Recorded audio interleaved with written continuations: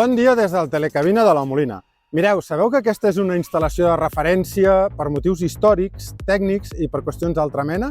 I sabeu que els seus orígens es remunten a fa 70 anys? Evidentment hi ha hagut molta evolució. Però això és el que anem a fer ara, repassar la seva història fins als nostres dies. Va, seguiu-me! Doncs mireu, 1954 es construeix el primer tram del Telecabina, fins al Puig Alt, a 2.260 metres. 1966 es construeix el segon tram del Telecabina.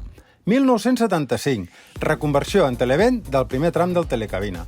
1976, el segon tram del Telecabina es substitueix per un telecadira. 1979, retiren el televent i en el seu lloc s'hi posa un telecadira. El 94, les instal·lacions queden obsoletes i es tanquen.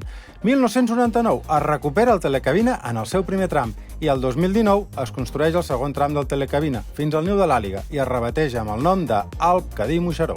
I fins aquí la història del Telecabina. Fins al proper vídeo. Adeu!